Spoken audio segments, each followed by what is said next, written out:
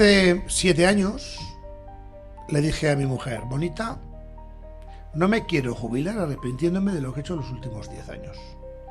Y entonces decidí cambiar. Y además es un ejemplo de que se puede. Yo con 55 años vendí todo lo que tenía por ahí. Bueno, algunas empresas que todavía sigo, pero en la que yo trabajaba, yo tenía un buen sueldo, muy buen sueldo. Lo dejé y empecé de cero. Y empecé de cero en un proyecto que me gustaba. Y además que he sido capaz de transmitir a las personas que trabajan conmigo. Porque a nivel mental tú tienes que estar preparado para empezar de cero en cualquier momento, ¿vale? Vino para charlar. Un podcast de Aldavea Comunicación con el apoyo de Bodegas J.F. Arriezu. ¿Te comerías algo que sale de una impresora 3D? Hoy en Vino para charlar, de la mano de nuestros amigos de Bodegas J.F. Arriezu, vamos a charlar con Patxi Larumbe, fundador y presidente de Cocus, una empresa navarra que quiere innovar y revolucionar el mercado de la alimentación. Patxi, imprimís muchas cosas, pero vino por ahora no imprimís, ¿no? No, pero imprimimos cervezas en la espuma. Imprimís en la cerveza. ¿Por qué la gente tiene que comer algo impreso y no algo que viene, por ejemplo, de un animal, de un pescado, de una vaca?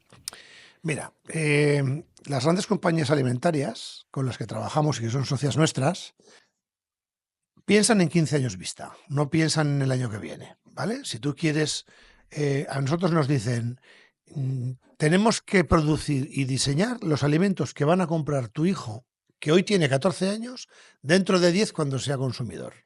Dentro de 10 años o de 20, habrá 10.000 millones de personas en el mundo y no hay proteínas para todos.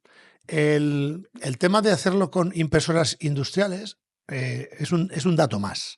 Lo que hace falta es producir alimentos de forma alternativa. No hay proteínas animales para todo el mundo, ni siquiera hoy.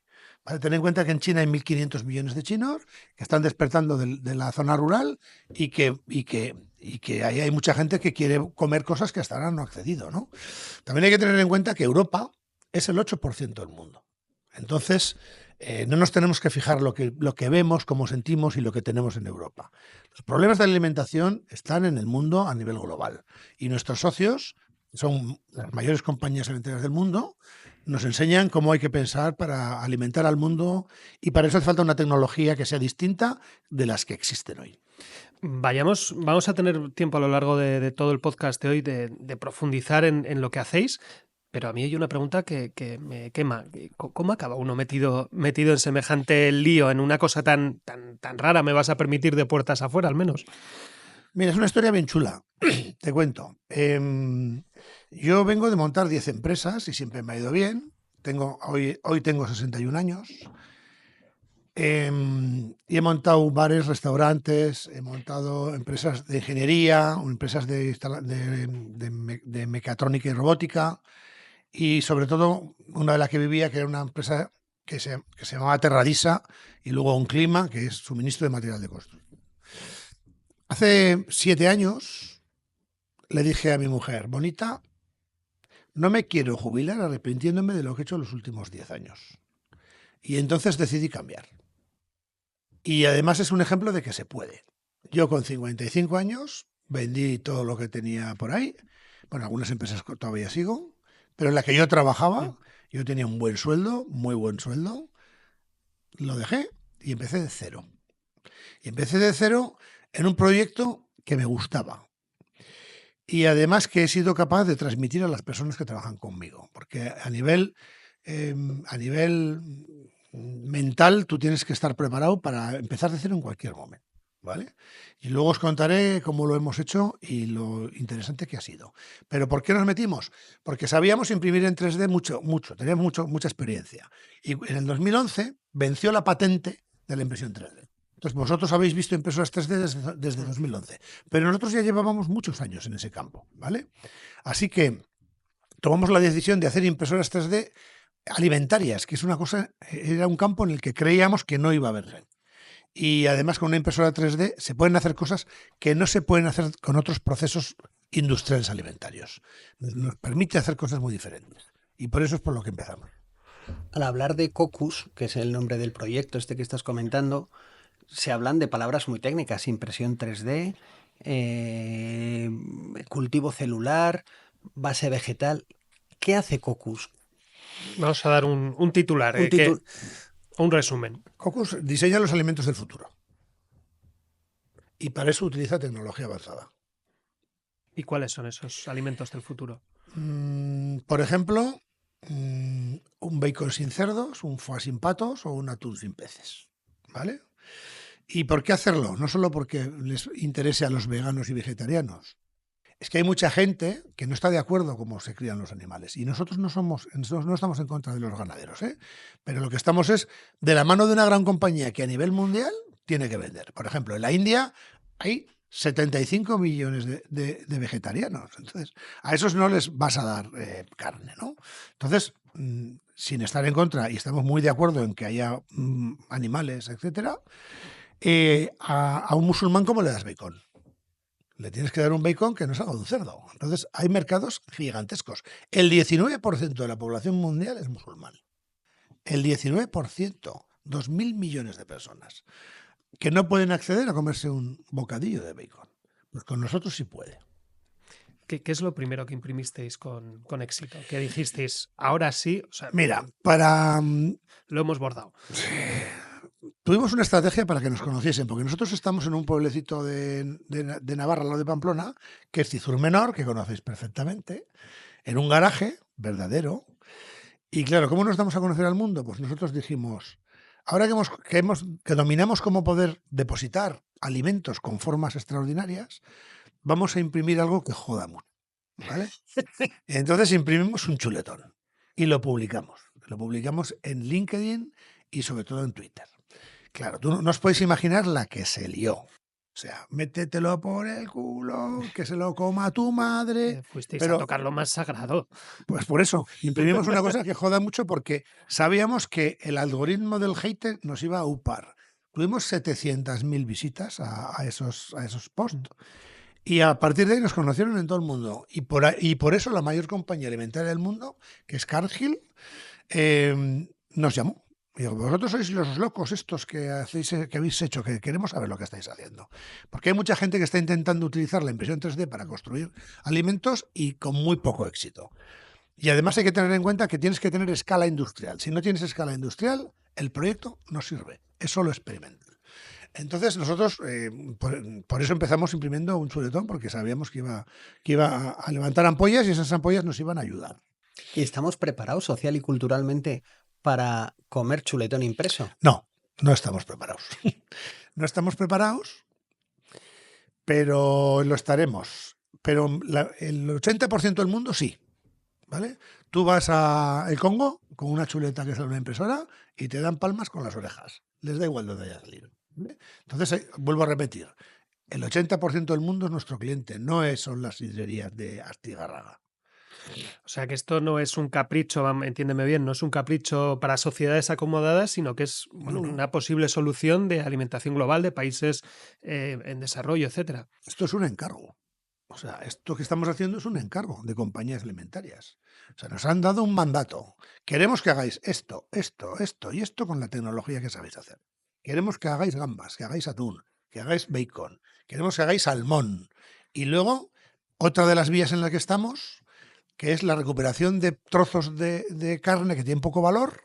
También deciros que no estamos en el cultivo celular. El cultivo celular está muy, muy atrasado todavía, aunque hay muchas compañías, y una de ellas es socia nuestra, de uno de nuestros socios, de Cargill, en Israel, que ya cultivan células.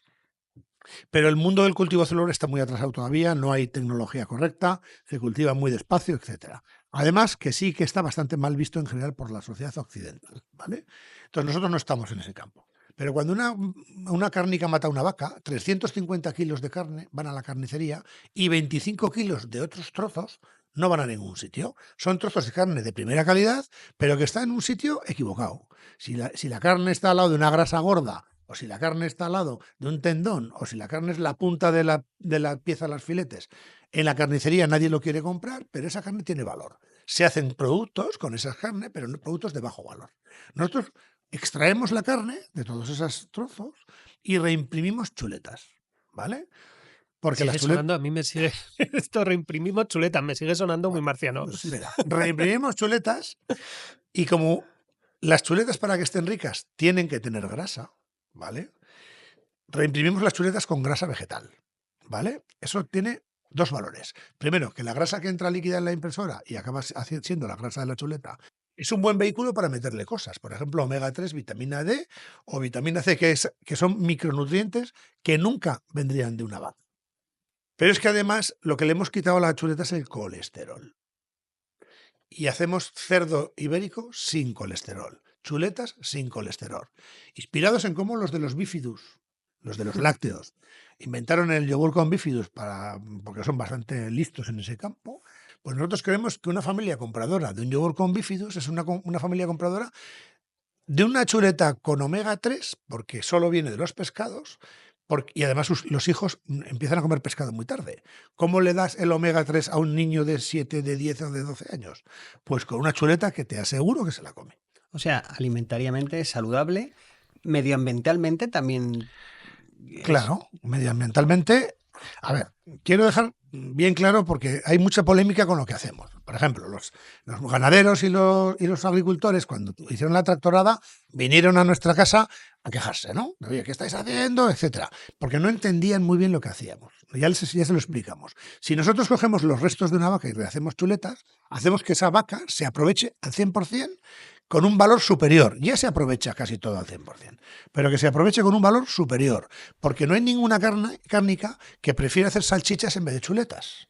Siempre van a querer hacer chuletas. Eso quiere decir que el ganadero tiene una propuesta de valor en su vaca mayor. Cuando hacemos bacon vegetal o hacemos gambas vegetales, no vamos contra los criadores de cerdo, porque vamos a unos mercados a los que ellos no podrían hacer. Nosotros no hacemos lo que el ganadero hace, sino lo que no puede hacer. Lo que no puede hacer. Hemos dicho saludable, medioambientalmente y económicamente. ¿Es más barato? Todavía no. Como todas las innovaciones, todavía no, pero será. Mira, nosotros hemos diseñado una impresora de bacon que hace 1.000 toneladas de bacon al año. 1.000 toneladas de bacon al año es el bacon que sale de 35.000 cerdos, ¿vale? Una máquina que es como esta habitación, si te puede hacer el bacon que saldría de una granja en la que tiene que haber 50.000 cerdos, porque para sacrificar 35.000 tienes que tener granjas de 80.000. Una granja de 80.000 cerdos contra una máquina. Fíjate si es sostenible y si además la escala industrial va a permitir que eso sea más barato que mantener un cerdo vivo 9 meses para sacarle el bacon, entre otras cosas. Hablábamos de los ganaderos. Escuchaba precisamente esta mañana un representante del sector agrario que decía: hace falta una legislación y que a esto se le nombre de alguna manera, porque carne artificial no es carne es otra cosa. No, está claro. La carne es carne. Y las cosas que no salen de una vaca no son carne. Hay una serie de compañías en el mundo, Impossible Foods, etcétera, que hacen hamburguesas vegetales que no son carne, pero es que está prohibido poner carne. La legislación no te permite poner gambas si no son gambas, ni bacon si no es bacon, ni chuletón si no es chuletón. Nuestro producto, que sí es carne, será un procesado cárnico. Como puede ser una salchicha, que tampoco de una vaca sale una salchicha. Sale carne con la que se procesa la salchicha. La salchicha es un procesado cárnico, el nuestro también. Obviamente no se pueden llamar y llevar al equívoco. Lo que pasa es que nosotros hacemos unos mímicos tan reales que, bueno, la legislación está puesta para que la gente que no tiene mucho, que no se fija mucho, no vaya y se compre una cosa pensando que es otra. Ahí va, me he cogido este bote de foie pensando que es foie y va y resulta que es vegetal. Claro, por eso no puede poner foie, ¿vale? Es que nosotros hacemos unos productos que no se diferencian. Cuando tú te lo comes no es capaz de diferenciarlo. Un señor se podría llevar un bote nuestro equivocado, se lo pone en su mesa, se lo come y no se ha dado cuenta que se está comiendo un foie que no sale de un... Yo doy fe de eso porque he tenido la posibilidad, Pachi y yo somos vecinos de Cizur, y una de las cosas que hacen en Cocus es invitan a los vecinos en fiestas, ¿verdad? Es decir, a conocer un poco y a probar allá en el garaje donde empezasteis, porque ya no estáis en un garaje, estáis ya en un... ¿Cuántos sois ahora mismo? Somos 35. 35 ingenieros, biotecnólogos, físicos, matemáticos, geómetras. Hace falta un parking más que un garaje para meter a tanta gente, ¿te quieres Bueno, decir? tenemos un centro de investigación de Por eso. 4.000 metros cuadrados en Landaven. Sí. Entonces, ellos han dado el paso. Entonces, sí que la verdad es que yo estuve con él en septiembre del año pasado y te da a probar un atún con cebolla como el que has probado toda la vida y dice, ¿qué es esto? Y dices, ¿quieres que te diga que esto es atún con cebolla? Pero no es. No solamente visualmente, no es un trampantojo que se dice en cocina, ¿no? Sino que lográis clavar en gran parte lo que es el tacto, la visión y también el tema del gusto. Mira, te voy a poner un ejemplo muy claro. Hay un episodio de Comando Actualidad de Televisión Española en Internet en la que nos llevaron al asador Casa Ángel y Lo he visto. y nos pusieron tres catadores de chuletón y no acertaron. O sea, si no aciertan, imagínate si es lo suficientemente real. En un santuario de la chuleta, como es un asador en Pamplona, que es el Casa Ángel, o el cualquiera de otros, ¿no? O sea ¿Y que- qué es lo más difícil de lograr a la hora de preparar un chuletón? La textura, el sabor, Bueno, el nosotros- aspecto. La geometría es muy difícil. La geometría es difícil. O sea, hacer hamburguesas y albóndigas es fácil, porque las puedes hacer con la mano. Todo lo que puedes hacer con la mano es fácil. A ti te doy cosas blandas como amalgamadas y puedes hacer albóndigas y hamburguesas, pero no puedes hacer gambas. Una gamba creíble no puedes hacer. Y no puedes hacer un chuletón perfecto con su grasita, etcétera, ¿no? Ni puedes hacer un bacon que tiene capas, etcétera. Entonces, lo más difícil es la geometría, ¿vale? Y la geometría es una gran barrera. Nosotros hemos patentado un sistema que se llama Food to Data, Data to Food, y lo que hacemos es convertir los alimentos en datos para luego convertir los datos en alimentos en una máquina. Y lo que le hacemos a las chuletas, a las gambas o a los salmones, son tomografías axiales, o sea, y resonancias magnéticas. Una resonancia magnética de tu rodilla o de un chuletón es una radiografía en 3D de dónde están en X y Z todas las moléculas de carne, grasa, vascularización y hueso. Y es una lista de datos. Y luego hay que coger esa lista de datos y hacer que una máquina deposite carne, grasa, vascularización y hueso en el mismo orden. Vuestra comida, vuestros productos son ultraprocesados. Un chuletón se le puede decir que es ultraprocesado ahora que está tan...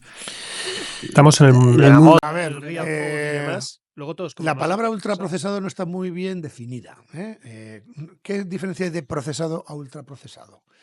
A ver, casi todos los alimentos tienen que estar procesados. No hay ningún alimento que llegue al supermercado sin procesar, ¿vale? Y si no están procesados en la fábrica, están procesados en el animal. O sea, para que un cerdo viva en una granja al lado de 30.000 cerdos, tiene que tener unos antibióticos, le dan una serie de hormonas, cosas para que engorde, etc. Es un procesamiento previo. El pan es un ultraprocesado porque de un grano de trigo hasta un pan hay un lío de procesamiento enorme. Primero hay que convertir el trigo en harina y luego esa harina hay que convertirla en pan. ¿Qué no es un procesado en el mundo alimentario? Si es así, es un procesado, sí, como una lasaña es un procesado, un ultraprocesado. Una definición de un ultraprocesado que a veces se oye es el alimento en el que miras los ingredientes y no los entiendes. ¿Vale? O sea, si tú ves jamón, sal y agua, eso no es un ultraprocesado. Si ves 12 Es y hidróxido de butirato y no sé qué, eso es más un ultraprocesado. Pero bueno, casi todos los productos que hay en un supermercado, casi todos, hasta una simple lata de atún, lleva 10 ingredientes y tiene procesamiento. Y se puede ser procesado y ser saludable. Sí, claro. A ver, todo el mundo sabe que el bacon no es saludable. Porque Sí. tiene un 50% de grasa saturada. Lo primero que te quitan cuando te quieres bajar el colesterol porque te da un infarto o porque tienes un riesgo cardiovascular es la grasa saturada, para que te baje el colesterol. El nuestro no tiene grasa saturada. ¿Que tiene algún emulgente? Sí, pero el que le da un infarto se lo puede comer. ¿Es más saludable comerte un producto que tenga un E125 que comerte el mismo producto con un 50% de grasa? Pues te digo yo que sí, es más saludable. Bodegas J.F. Arriezu patrocina el podcast Vino para charlar. Un vino ecológico, nacido del respeto por la tierra y de la pasión de una familia dedicada al viñedo. Auténtico, sostenible, con el cariño y la dedicación de quien cuida y hace crecer lo que ama. Disfrútalo en casa con un 10% de descuento con el cupón Vino para Charlar en jfarriezu.com.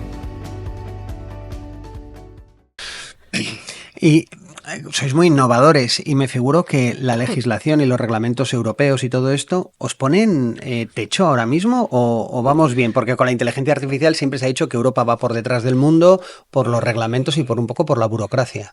La burocracia en Europa es terrible y por eso estoy de acuerdo con los ganaderos y los agricultores que les hacen hacer unas cosas que son bastante complejas, ¿no?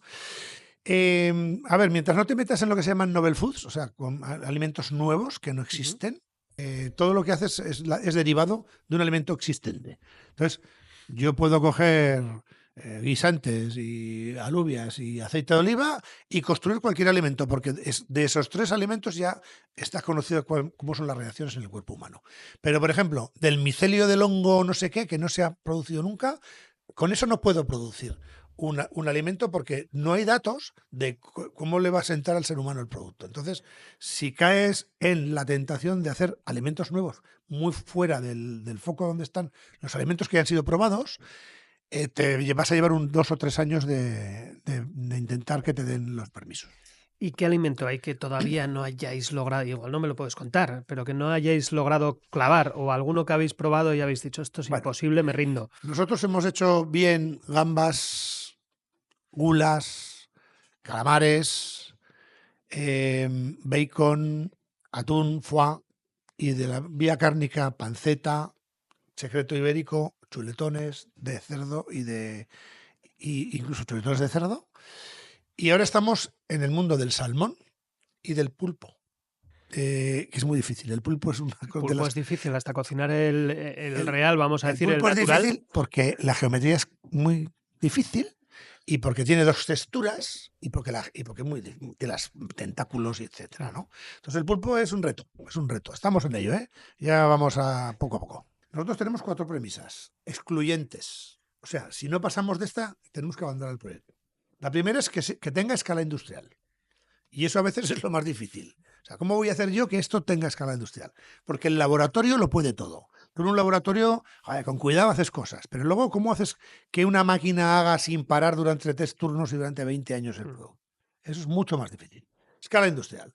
Luego sigue la geometría. Si no sabemos hacer la geometría o no somos capaces de hacer una geometría creíble, no podemos seguir. ¿Por qué? Porque la gente compra lo que ve. Y si lo que ve no le gusta, no lo compra. No lo prueba antes de verlo. Siempre lo ve antes de probarlo. Entonces, escala industrial, geometría, textura en boca, dificilísima. Que en la boca tenga la mordida correcta, que tenga la misma sensación que en la realidad. Y la última, aunque parezca mentira, es el sabor. El sabor es más fácil. Aunque es difícil, te pero engañas es más fácil. más posiblemente. Tú ves un chuletón que parece un chuletón, que huele a un chuletón y ya estás pensando que vas a ver como un chuletón. Mira, a lo mejor.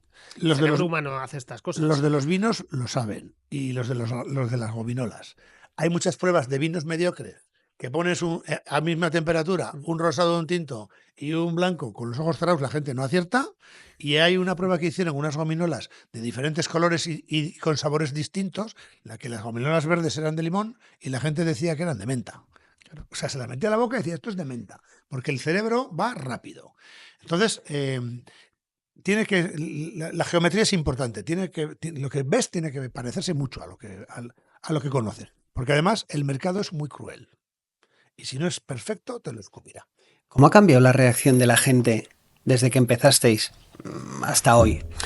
Nosotros somos una empresa a la que todo el mundo llega con gran escepticismo. O sea, la gente dice, bueno, esto no me lo puedo creer.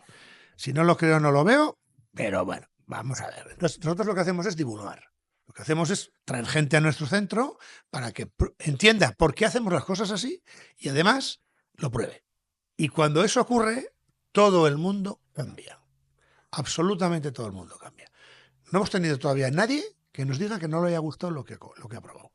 Otra cosa es que no esté de acuerdo en cómo se produce. Pero todavía no nos han dicho. Y han pasado miles de personas. Yo iba a ir por ahí. A nivel de comunicación, que es lo que nos gusta, es un reto enorme el dar a conocer un producto completamente nuevo que además tiene que vencer un montón de suspicacias. Habéis estado en programas, has hablado de Comando Actualidad, pero en El Hormiguero también habéis estado varias veces y todo esto lo notáis. Bueno, nosotros no somos los que vamos a poner los productos en el mercado. Nosotros fabricamos las máquinas. Nuestros clientes son Unilever, Campofrío, Nestlé, ese tipo de grandes empresas que son los que sus equipos de marketing entenderán cómo presentar esto. Te digo varios datos. Si el cliente ve el bioreactor donde se hace el bifidus, no se come el yogur. ¿Vale? ¿Entiendes? Entonces, ¿qué pasa? Que en alimentación la tecnología se saca fuera siempre. Nunca verás, mira este cerdo, este jamón, el pozo, ¿cómo matamos el cerdo? Eso no te van a decir nunca. ¿Por qué? Porque no son procesos agradables. En la producción de alimentos, la tecnología se queda siempre fuera. Otra cosa es que nosotros, dentro del sector, sí comuniquemos que estamos avanzando enormemente con tecnologías del siglo que viene. Por eso nos interesa a nosotros como proveedores de maquinaria. Claro. Pero a mi madre o a la tuya le da igual de dónde viene esa chuleta. Si viene de una máquina extraña, bien. Pero también, si viese cómo es el proceso de cómo se llega una chuleta desde una vaca hasta un envase, tampoco le gustaría mucho. Sí, de hecho, perdona Alfredo, hablábamos antes de los nombres y que no puedes llamar a una cosa a otra. Hubo una polémica también importante con los postres lácteos, los yogures, que no eran yogures, que eran no sé qué. O sea, quiero decir que son polémicas mucho más extendidas de lo que creemos.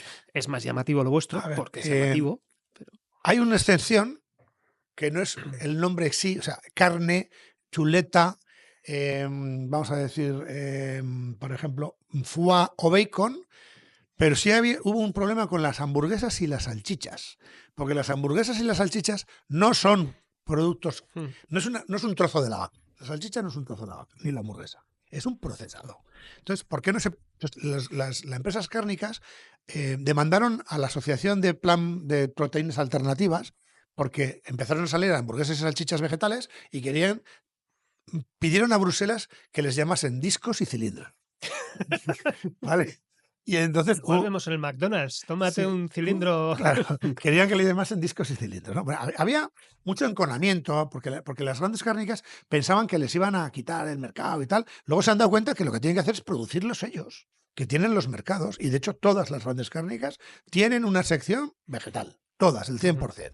Y han aprendido que ellos son los que tienen la experiencia, tienen la tecnología, tienen las máquinas con las que se hacen las hamburguesas, se hacen las otras. Y además tienen el salto al mercado y la entrada en los supermercados. Así que al final se han unido las dos facciones, ¿no? Es más difícil vencer el prejuicio, ¿no?, que muchas veces que el desarrollo de la tecnología. No sé, el prejuicio lo vencerán las marcas. Nosotros lo que tenemos que hacer de momento es comunicar un poco lo que hacemos para que a la gente se le quite un poco el miedo, ¿no? Pero vamos, sí, eso es verdad. ¿Y en qué momento va a llegar todo esto al supermercado en masa? ¿Cuándo veremos? Nosotros tenemos en 4.000 supermercados ahora bacon, el foie en Navidad y ahora el atún. Eso ya está en los supermercados, ya está. Pero hay muchos productos alternativos que están en los supermercados. La carne yo creo que a principios del año que viene estará. Vamos, pasado mañana, como quien dice. Qué barbaridad. Sí. Tú como emprendedor, ahora hablando con Patxi Larumbe, más que como el presidente de Cocus, ha sido Cocus tu mayor éxito? Pero ¿cuál ha sido tu mayor acierto a la hora de tener ese olfato para meterte en huertos, te quiere decir? Mi mayor acierto fue hacerle caso a mi padre cuando me dijo que cuando tenía 25 años, me dijo, para tener éxito tienes que tener dos cualidades. Una es determinación y la otra es capacidad de síntesis. Yo no entendí lo que era la capacidad de síntesis. La determinación sí. Forrest Gump corría 30 kilómetros todos los días, pam, pam, pam, pam, pam. No era una persona inteligente, pero cruzó Estados Unidos corriendo. Una persona más inteligente, pero que no tiene determinación, bueno, que hoy no me levanto, que hoy tengo una cita, y que mañana que tengo resaca, ese no cruza. Un proyecto mediocre con un tío con determinación es un éxito. Un proyecto brillante con una persona sin determinación es un fracaso, ¿vale? Eso está claro. Entonces la determinación es tomar la decisión de hacer algo y acabarlo. Hacerlo y acabarlo en su justo tiempo. La capacidad de síntesis es más difícil. Yo estaba intentando venderle un taladro en la empresa que tenía mi padre a un señor Y mi padre estaba mirando lo que estaba haciendo, llevaba 20 minutos con el taladro en la mano, con otro taladro, etcétera, y tal. Y aquí está la capacidad de síntesis. Y me llamó al orden mi padre y me dijo, ¿qué quiere? ¿Qué quiere ese tío? Joder, está ya nervioso, que no veía que no le vendía nada. Y dice, ¿quiere un taladro, papá? Y me dice, no tienes ni idea. ¿Sabes lo que quiere? Un agujero. Eso es capacidad de síntesis. Un agujero, pero no lo sabía ni yo ni el cliente. Pero si lo sabes, gobiernas la operación. O sea, un señor que va por un taladro no sabe que quiere un agujero. Hay que ver cuántos agujeros quiere. Si quiere hacer uno, porque se le ha ocurrido ponerse un cuadro, o si es un fontanero, yo que sé, que va a hacer un túnel y necesita un Hilti que hace miles de agujeros. Entonces, en las empresas tenemos que conocer dónde está el motor de la compañía. El motor de la compañía es todo lo que no se puede subcontratar. Por ejemplo, yo en la empresa que yo tenía de suministro de material de construcción, si me hacían huelga los camioneros, podía subcontratar una empresa de transporte. Si me hacían huelga, pues digo huelga o lo que sea, ¿no? Si me desaparecían el departamento de contabilidad, podía subcontratar una gestoría que me hiciesen las facturas. Pero si me desaparecen los vendedores, tengo que cerrar. ¿Por qué? Porque los vendedores eran los que pagaban las nóminas. ¿Quién paga las nóminas? ¿Vale? El que paga las nóminas es el motor de la compañía y es donde hay que gastarse casi todo el dinero. En una compañía farmacéutica, ¿quién paga las nóminas? Los que presentan las patentes. Una compañía con patentes es una compañía que va a poder pagar muy bien las nóminas. Pues eso es lo mismo. Si tú tienes, no sé, una empresa que vende zapatillas porque eres socio de Rafa Nadal, el motor es Rafa Nadal. Porque si se va Rafa Nadal, igual ya no vendes nunca más una zapatilla. Entonces tienes que cuidar el motor. Entonces las empresas tenemos que cuidar muy bien el motor y las personas que te rodean. Porque las empresas, la empresa antigua, como eran las de cuando mi padre empezó, y los vuestros, mi empresa, mi local, tú eres mi empleado, te voy a dar yo el trabajo. O sea, es como una cosa de que aquí estoy yo que te estoy dando como, te estoy haciendo un caridad. favor. Bueno, la realidad es que las empresas son grupos de personas que tienen el mismo objetivo. Y ya no son mis empleados, somos todos un grupo que vamos a sacar adelante un proyecto. ¿Y cómo hablas de determinación? Pero ¿cómo se vence ese vértigo muchas veces de lanzarse a voy a entrar en un mercado absolutamente con una propuesta disruptora? Mira, tienes que tener fe. Porque tienes que tener fe. En el mundo, creas lo que crees. Si crees que eres un subnormal, vas a serlo. Y si crees que vas a ser la leche, vas a serlo. Todo el mundo creamos lo que creemos. Por eso la fe es importante. No estoy hablando de fe cristiana, pero también es importante para el que lo sea, ¿vale? La fe es súper importante. Y hay otra cosa que hay que tener muy, muy en cuenta, que es la compasión. La compasión nos tiene que ayudar a tomar decisiones. Porque si nos metemos en mercados que nadie conoce, todo el mundo nos vamos a equivocar. Y también la gente que trabaja conmigo. Y en general la compasión te ayuda a quitarte el rencor y las ganas de pelear con alguien que se ha equivocado y que crees que te ha hecho daño. Vives mucho más feliz y más tiempo. ¿Has tenido días de dejo todo, simplifico mi vida? No. No. No, he tenido días de me voy a complicar el doble. Nunca he tenido ¿Y eso. qué barreras te has encontrado para...? Bueno, mira, llevamos invertidos en la compañía 13 millones de dólares. ¿Vale? Esa es una gran barrera. He tenido que luchar contra bancos, a favor de que los bancos nos crean, bancos, fondos de inversión, socios, proyectos de I+D a nivel europeo, navarro y español. O sea, hemos tenido que trabajar como energúmeno. O sea, para recaudar en 5 años 13 millones hace falta trabajar mucho, te lo aseguro. Y aquí estamos hablando del éxito. Estamos hablando de que Cocus ya es una empresa que está haciendo muchísimas cosas, que está teniendo un gran éxito, pero seguro que ha habido errores a lo largo de este camino de emprendimiento. Hablas de todas las empresas que has organizado, que luego has dicho, Dios mío, Sí. he podido cagarla aquí. Lo hemos cagado muchas veces. Edison dijo, cuando le funcionó la bombilla, dijo, he aprendido 2.900 formas de no hacerla. ¿Vale? Es que muchas veces cuando se habla de emprendimiento hablamos solo del éxito, del caso del éxito del emprendedor, pero no hablamos de todo lo que uno se tropieza, ¿no? Bueno, tienes que estar preparado. O sea, el emprendedor tiene que saber. Bueno, primero hay que tener en cuenta que los inventores, la mayoría se arruinan porque se enamoran de su invento. Nunca tienes que estar tan enamorado de tu invento como para quedarte ciego diciendo, pero es que esto, ¿por qué no me lo compran? Porque no lo has hecho bien, probablemente. Entonces, en el emprendimiento tienes que tener claro que todo lo que pienses va a ser siempre el doble. O sea, si creo que me va a hacer falta medio millón, me va a hacer falta 1 millón. Y si creo que me va a hacer falta 1 año, me van a hacer falta 3. Y eso va a ser siempre así. Los emprendedores con 24 años tienen poca experiencia en ese campo. Yo tengo mucha experiencia en ese campo. Entonces, los chavales dicen, tengo una historia que no se la va a contar a nadie, pues me van a copiar. Que no te la van a copiar porque igual no se puede ni realizar. Entonces, tú vete centrando el tiro, haz un buen planteamiento y busca a ver quién te va a poner 100 o 200.000 euros para que empiece. Y eso suele ser difícil, porque las ideas, el papel lo aguanta todo, pero luego hay que hacer cosas que funcionen y que el mercado acepte. ¿Qué le dirías a un chico de 24 años, como has dicho tú, que tiene una idea disruptiva y que quiere lanzarse a emprender? Que vaya a una aceleradora, porque en una aceleradora primero van a validar si su proyecto es bueno, se van a presentar 100 y van a coger los 5 mejores. Y los 95 serán un poco peor y algunos serán muy malos. ¿Vale? Entonces eso ya es una barrera en la que ya te están diciendo que lo tuyo parece que va a valer.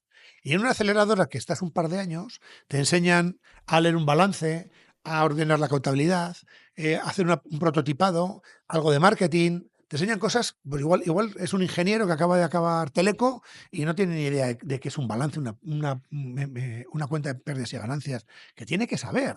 Entonces, en la aceleradora le van a formar y además le van a ayudar a cómo hacer un pitch con un inversor, a cómo preparar un PowerPoint creíble, a cómo posicionarse en una situación para dar una charla en una feria, que vaya a una aceleradora.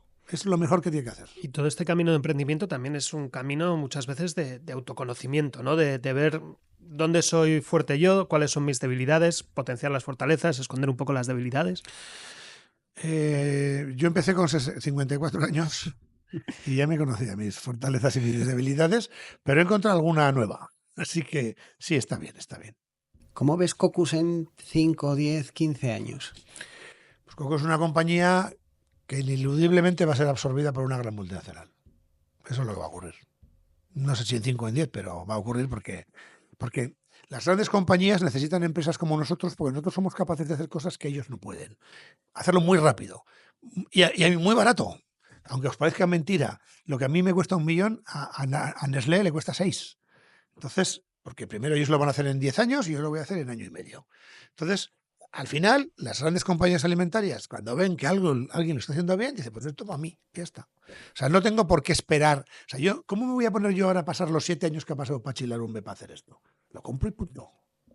Porque además lo voy a comprar por menos precio de lo que a mí me costaría hacerlo. Porque a Nestlé poner a 30 ingenieros durante 5 años a investigar le cuesta mucho más de lo que puede pagar por nuestra compañía, que hoy está valorada aproximadamente en 70 millones de dólares. Patxi, yo solo te puedo decir gracias. Has venido a calzón quitado, has venido sin saber a dónde venías, fiándote de nosotros, porque cuando has entrado decías, bueno, exactamente qué es esto. Esto es Vino para charlar. Es un rato con alguien como tú que tiene una experiencia. Vino, ¿eh? Claro, sí, de eso se trata. Sí, y te vas a llevar vino para que luego lo tomes en casa. Siempre nos gusta acabar con una pregunta. No te vamos a preguntar cuánto dinero tienes en el banco, ni eso como hacen en la tele. Lo que te vamos a preguntar es si ahora te tomas un vino con el Patxi Larumbe que tenía 25 años, ¿qué le dirías? Mira, esa es una pregunta muy recurrente. Nunca lo hagas. Nunca lo hagas. Mira, ¿tú cuántos años tienes? Yo 42. Mira, yo tengo 61. No te permitas llegar a 61 pensando si tuviese 42, porque ¿sabes qué día es ese? Hoy. Hoy es ese día. Yo no quiero pensar lo que le diría a mi yo de 25 años. Lo que tengo claro es que hoy es el día. Y mañana es el día. Y pasado es el día. Y no nos podemos permitir el lujo a tener la añoranza de si tuviese 41. Imagínate que yo digo, si tuviese 41, pues ese día es hoy. Nosotros no nos hemos lanzado a imprimir chuletones, pero nuestro sueño y nuestra locura de este año, porque seguro que vienen más, era lanzarnos a charlar con gente como tú. Gracias, Patxi. Gracias a vosotros. Estáis invitados a venir al centro y probar las cosas. Iremos, y por supuesto gracias a José Félix de Bodegas Arriezu, que nos apoya y que nos brinda un vino riquísimo para charlar con gente tan genial como Pachi. Muchas gracias. Has escuchado Vino para charlar, un podcast de Aldabea Comunicación con el apoyo de Bodegas JF Arriezu. Recuerda darle a me gusta, suscribirte al canal y compartirlo.